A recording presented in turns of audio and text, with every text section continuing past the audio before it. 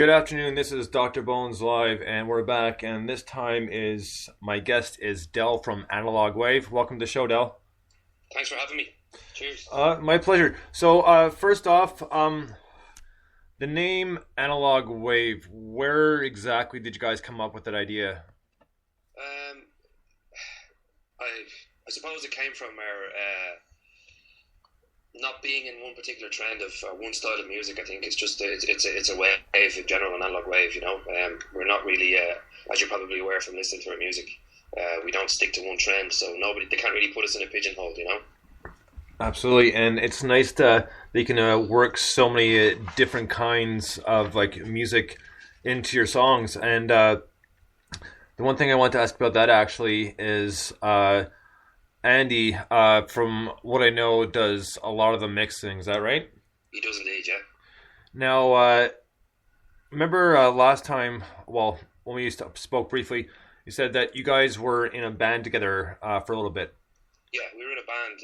We were in a band for about 3 or 4 years. I met Andy. We advertised for a bass player because Andy is a traditional bass player, and he applied for the post, and I met him through then, and we clicked. And even back then, we were talking about doing this project together, and but obviously with the constraints of being in another band, we couldn't really do it. So as time moved on, I left the previous band due to personal commitments I had, and I just wasn't feeling the vibe of it at all anymore. So so he stayed on in that band, and then at the end of last year, the end of 2012, he left the previous band and rang me straight away and said, "Look, do you want to start this project?" So I said yeah, and he was sending me tracks backwards and forwards. I was putting vocals on top of stuff he'd put together and sending it back to him, and then eventually things just started to click, and we started to feel it. Hang on for a minute, we might be onto something here. So Analogue Wave was born from then, really. Now, do you?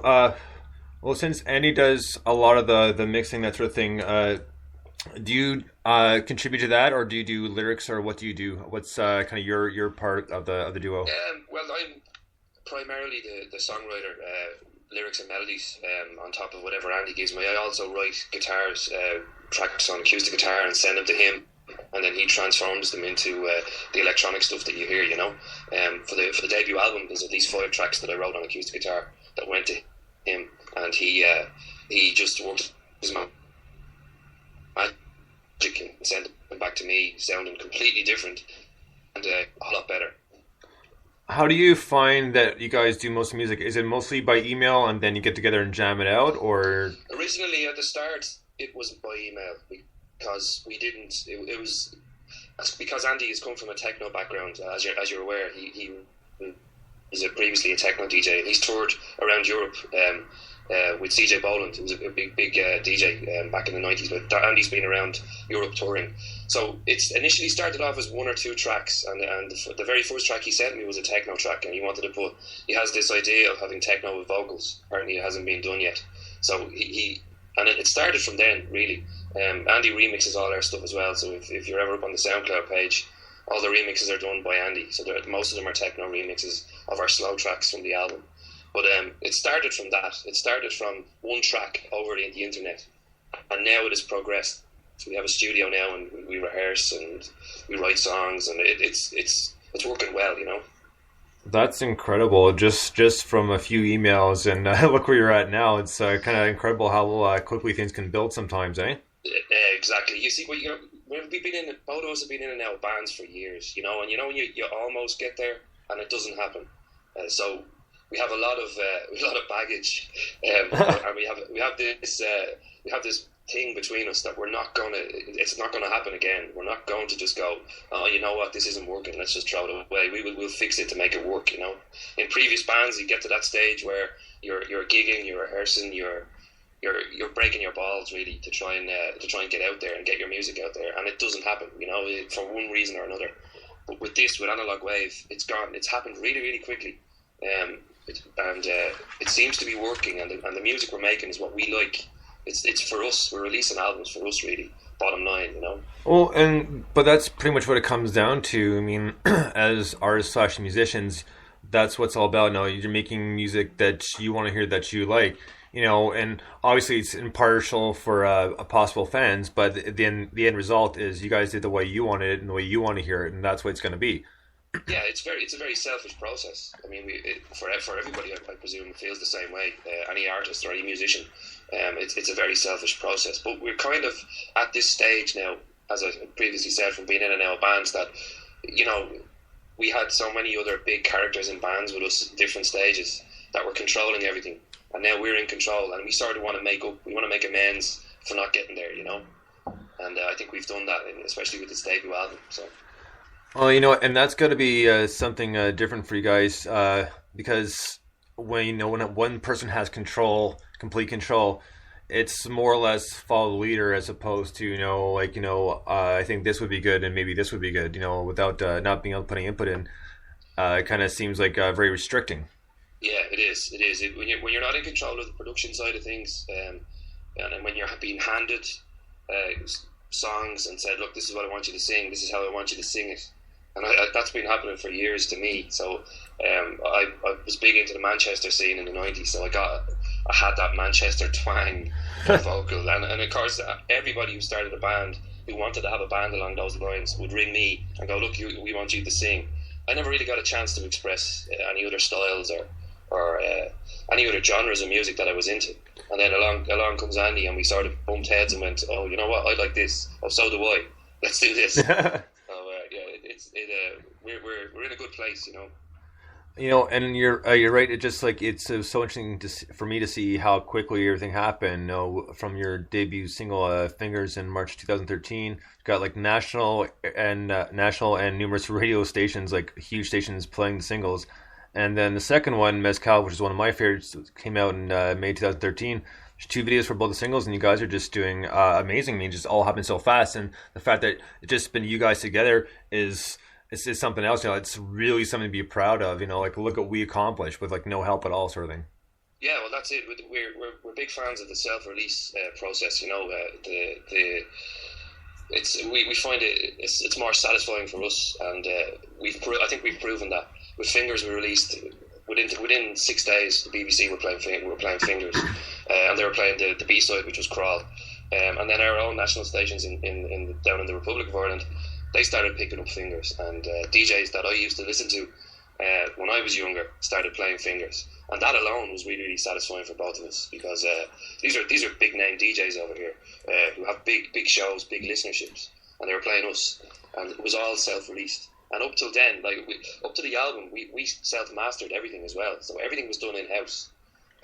We decided with when the album was due to come out that we needed to sparkle a bit more. So we sent it to Belfast to ST Mastering, and they just polished it for us. Well, it really sounds great, and it just for me it's nice, and it's just mind blowing sometimes how you just kind of do things the right way and stuff happens quickly, because no matter whether you've worked hard a very long time or a short period of time, the end result is what you have and what you've done and what you've gotten from it. It's just nice. It's got to be very rewarding. It is, yeah, it is for us. It's as I previously said, when you're stuck in a rut in bands for years and you think, oh, I don't want to do this anymore. And then you get into something like this, which is refreshing, and it's every track is interesting, and even the new tracks that we're writing at the minute, it's all different genres for the next album. It won't sound like the last album, so it's very, very rewarding for me and Andy. Well, I'll definitely be interested to hear that one. It's always nice to hear a bunch of different genres mixed in, and each album being different. And there's actually one band I can think of. They don't exist anymore, but they were around for a while. And they pretty much the same thing. The only thing is they weren't electronic. There's a band called Mr. Bungle, and each album was completely different from the last. And it was kind of hard to classify it as one genre of music, but it was good music, but also pretty crazy. Meaning, it just seemed like the music was ADD. Oh, right. Because there's just so much jumping around. Yeah. So, anyways. But that's the same sort of thing, and I always love to hear that kind of progression, because it's always interesting, because it gives you a chance to see how far the band's progressed and what they've done and how they've changed things a little bit. And it's always something that's interesting, because you never know which way it can go. No, exactly, and it's refreshing that we've done it ourselves. You know, that's the main thing. We're self-releasing, and as you're probably aware, you have a great show. So you hear these bands from the underground. Like there's a really big underground scene, as you're aware, over here. So we're happy to be on board on that. You know. Oh, and one guy's part of the scene actually, and I know you guys know him, is Grim. Yeah, exactly. Yeah. Really, really cool music. Really cool music, and he's just being picked up to play a thing called Other Voices we have over here. It's a TV show, and he got picked to play as the electronic artist, and we're chuffed for him. We sent him a few messages congratulating him. He deserves it, you know. He's hard working. Yeah, he's a really good guy, and I can completely vouch for him. I mean, I love his EP Digital Throw Up, and I always tell him probably one of his biggest fans. But Yeah. I had him on twice. Once before the EP came out, and then again the day it came out, the physical release of it. Had him on the show to kind of go through it track by track, and I can't say enough good things about him. And I'm always curious and interested to see what he comes up with next. Yeah, that'll be interesting. All right, we've seen him live a couple of times, so he's pretty cool live as well. Maybe at some point you guys might work together. Yeah, we'd love to. Yeah, we'd love to. We're always open to working with other artists, especially underground artists from Ireland. You know. Well, I can tell you, with all three of you guys together, I can see it something being really, really cool. So I'd be interested to see if that ever does happen. Yeah, so would we. So as far as your debut album, it came out on the 27th of September from this year, and the title was NLGWV, and I kind of didn't know what it was at first, and he kindly pointed out the other day, because I wasn't paying attention, that it's just a play on Analogue Wave to separate it up without a few letters in there. Yeah, we wanted to do the old rock and roll debut album after the band name, so but we put a twist on it. You know, we messed with the phonetics, took out the vowels, and believe it or not, it confuses an awful lot of DJs. They read it out, and then they get it. You know, it clicks with them. Oh, hang on. This is Analogue Wave. So yeah. It seems to have worked. You know? I'm on that list. You're not alone. Because I'll be honest, when I first looked, I was like, you know, and then you're not alone. We tried the capitals, just break it up by using capitals and then smaller letters and stuff, but it didn't seem to catch people's eye. But now people are realizing what it means, so it's. But you know, it is funny, because it's one of those things. Once it dawns in, it's like, oh, I'm such an idiot. Like, you know, I can't believe I didn't realize that. But but you know, it's fun, because that's something else people talk about besides the good music is the album title. So. Yeah, no. And the cover as well. I don't know if you've seen the cover. It's pretty weird. So. And who did the artistic work for that? Actually, I want to know about that. Both of us. Oh, really? Nice. Yeah, it's the whole album. I don't know. Have you watched the Mescal video up online? Yes, I have. With the monkeys. That's a 1960s. It's a documentary about safe cycling in America from the 60s. And you know, they were mad into making documentaries for everything back then. So it's basically about a group of monkeys and one human.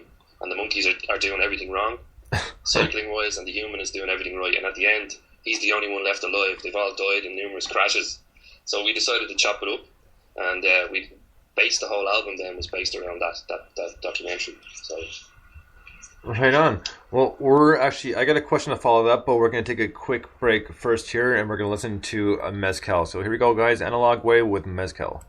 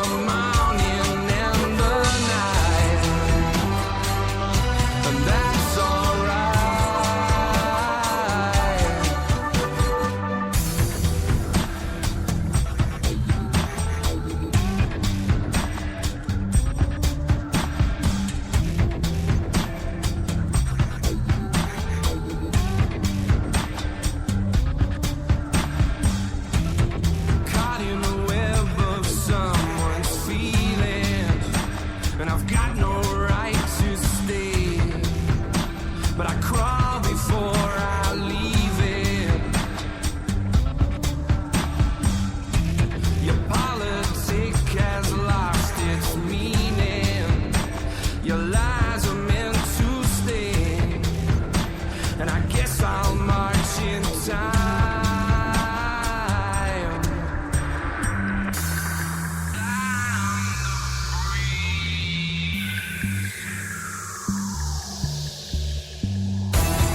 I am the breeze. I'm the one who brings you down, and that's alright. Yeah, that's alright. And I am the breeze. I'm the space between the morning and the night, and that's alright.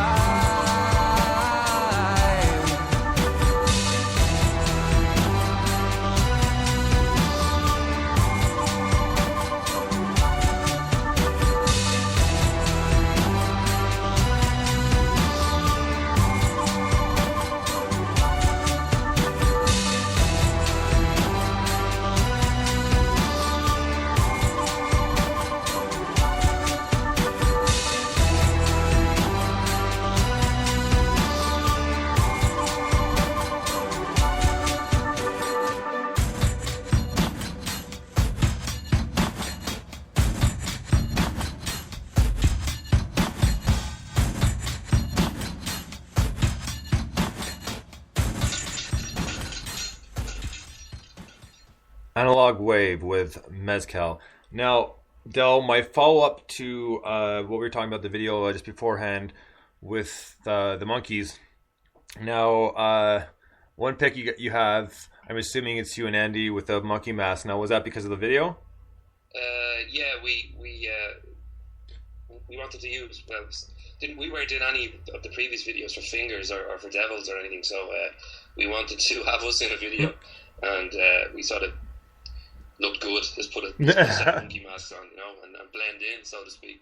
So we went up a laneway in the depths of winter, and it was freezing cold, and filmed us projecting the video onto a wall at the back of a graveyard. So yeah, it was cool. Yeah, it's quite the tripped out visual you gave us right there. And speaking of freezing cold, I hear you, because right now it's minus 25 here, about 10 centimeters on the ground. Yeah, not a lot of fun. Let me tell you. God, it's 13 degrees here. Oh, you gotta be kidding me! Oh my God. We're having a heat wave. Yeah, no kidding. Well, yeah. Well, but you know what they say in Canada, this is just another balmy day in Canada, So, but what are you gonna do? Yeah. Listen to music, man. Well, that's exactly it. So, with your debut album, we have a few more songs that we'll get to. At least one of them, Narco. Now, I really, really like the lyrics to this one. Now, when you sit down to do lyrics, how does your process go? Is it do you get the music first and then write over that, or do you write first and then put it on top of the music? It all depends really on the track. If I get tracks, if Andy plays tracks to me and I feel it, I'll just write it straight away. A couple of tracks off the debut album, the likes of Even Still and Shine, they were written there and then in the studio one night, a couple of hours, and recorded. But I tend to, because I'm into writing, I've been writing for years, and I write poetry and short stories, and I've started a book, and I'm just have a passion for writing. I tend not to just throw anything down on a page and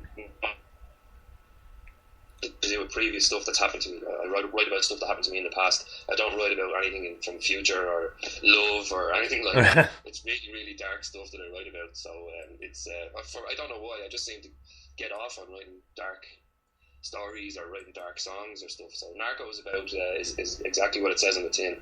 It's about an undercover cop. It's about a drug cop. So it's if you go at it that way and read the lyrics or listen to the track, you'll get it. It'll hit home what it's about, really. Well, you know what? There's nothing writing with dark stuff. Sometimes, you know, if it comes naturally, then you know why not? If you're good at it, you know, don't mess with it if it's a good thing, right? Yeah, yeah, that's it. It's worked. It's always worked. It's just nobody better hand me Andy better not hand me a love song to do or something, but it's not going to happen. You know? It'll be a very dark love song, and there'll be nobody alive at the end of it. But You know, you know what? I don't blame you. Not every band, but obviously a lot of bands. Or no, there's always that least one love tune of a broken heart, and then it's on the mend, or no, they hate the person. it's never going to happen, mate. Never going to happen. But you know, stick to what you're good at, right? So exactly, man. Yeah. Also, I was thinking because when we talked briefly the other day, you said that there's sometimes where you know, like you said, if you're feeling something any sense, you write it super quick, but then there's other times it takes a little bit longer to do. Now, is that because it takes like a few listens to get into the song, or is it just that you just can't find anything to go with it? It's because we changed the songs up so many times in the initial songwriting process between the two of us. I could tell that like Andy could write a track and give it to me, and I'll put a vocal on, and it won't work, or it just doesn't feel right. I'll give it back to him and say, no, you have to change that, or we need to change keys, or we need a different synth sound, or you need to put in whatever, some Russian synth from the 60s or 70s or something, and it sort of it chops up the process a bit. It's not as free flowing, and I have trouble with putting, you know, I have to restart the track again, vocally and melodies and whatever. So it's just the writing process in general for the harder tracks is simply down to myself and Andy being picky over what we wanted to sound like, really. But we do chop up tracks an awful lot and take pieces out, extend pieces. You know, Crawl, for instance, started off a completely different track, and we liked one part of it, and we extended that and built a whole new track around that one little part, and that turned out to be Crawl. So, you know, that's the way we do things. It's not sometimes they're quick, sometimes they take forever, you know. Right. No, but there's a few on this new album on the follow-up that we're writing at the minute that are really, really tricky. But if we get them right, they'll be classic songs. They'll be crackers, you know. Now, have you guys, when you've been gigging, have you guys like played any different tunes that are not on an EP or won't be on an EP for a little bit at all? Yeah, for the debut album, we think we were speaking before.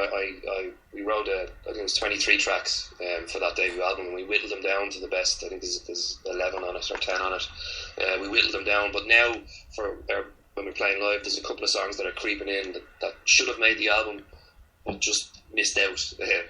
But there's a track called Solution, and we have an intro called Killing the Brave. It's a really good track. It's all brass sections with an electronic beat behind it. It's really, really cool. We're starting to play that, and that's coming into it. And we're gradually taking out some of the slower tracks from the set. So as we write faster tracks, we'll take out the slow tracks, you know. And well, you know, will some of the tracks that didn't make the previous album, will they be in the next album, or is it just a process of kind of, you know, still like they're maybe not finished the way you want them to be, so they can wait another little bit, or? They might, one or two of them might pop up on the album. See, it's all dependent on the tracks that we have written. I mean, I think we're up to 22 or something for this next album already. Oh wow! So it all depends, and we're not into 2014 yet. So there's going to be more tracks. So it'll be the best tracks out of a bunch of 20 or 30 tracks that'll make it.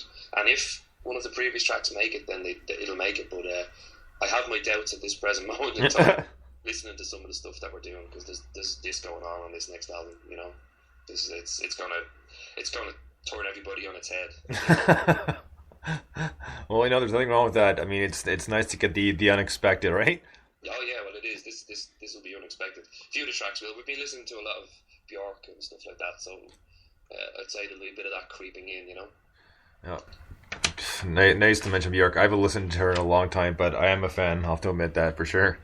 We just love the arrangements, the music. You know, not necessarily. Like, our voice is brilliant, but the songs in general, the way they're put together, the musicians she's used and stuff, we're really, really big into that, and it's influencing us a lot.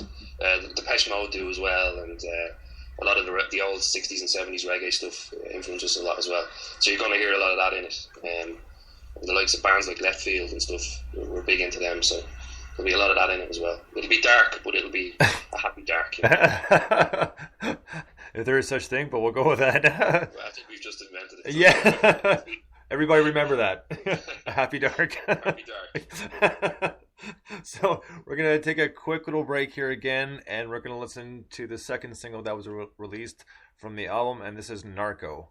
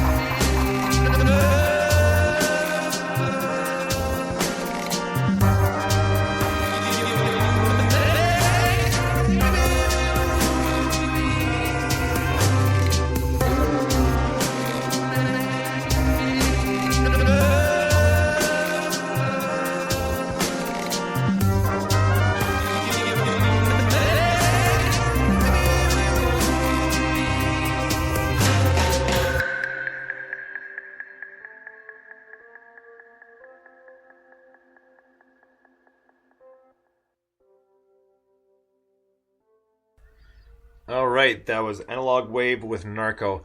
Now, Del, this is probably my favorite song because I just love all the different influences in this music. I mean, you got your kind of '50s style in there, a little bit of '60s and '70s, a little bit of a twist with like Mexican horns. Like it's just really cool, and I just love the way it flows. The rhythm, the beat is just a very good tune. Yeah, it's one of our favourites as well from the album. Andy plays bass and guitar on that track as well, so it comes from our love of to be honest, it comes from our love of 60s reggae and dance hall and stuff. We're both record collectors, we're both vinyl collectors, so we have huge vinyl collections. So we're big into reggae, and it stemmed from that.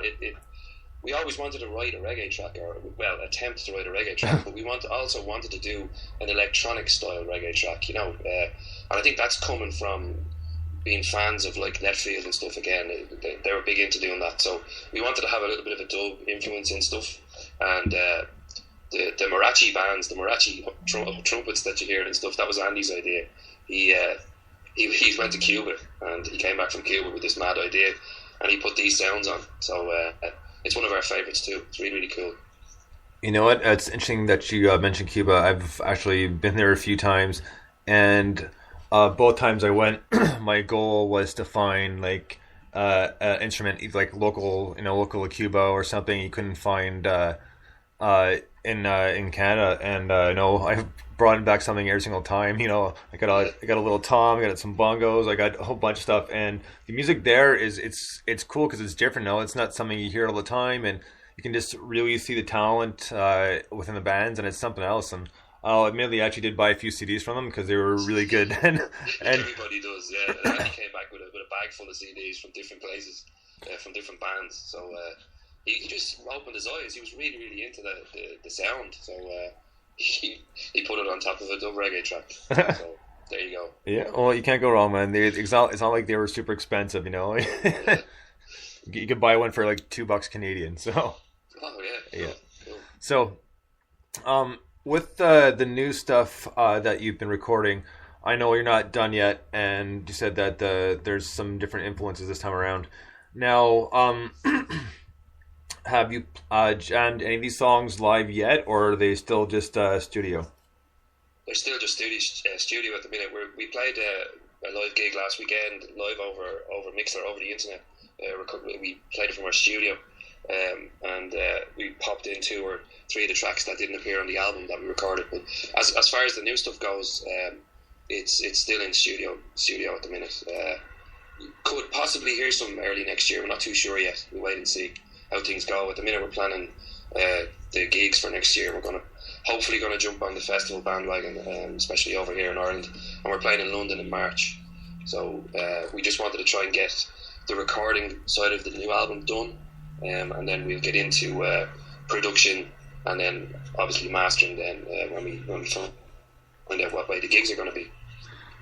Right on. And we were talking briefly about this last time. What was I going to say? With in regards to the new music that you're doing in studio right now, and all the differences, have you guys found it just like real easy to keep on creating these songs? It's just like something that comes naturally to you, because they seem to be racking the tracks up like very quickly. Yeah, we never stopped. We never stopped, even through the PR for the debut album.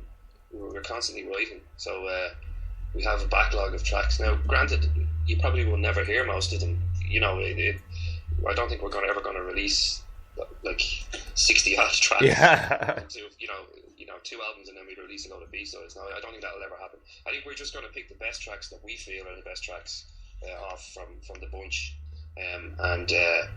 but we've never stopped. I don't think we will. It's coming really naturally. As I said, we're just sparking off each other, and this is the first time I think I've ever been in a band that things have happened so quickly, and we're so happy with what we're coming out with.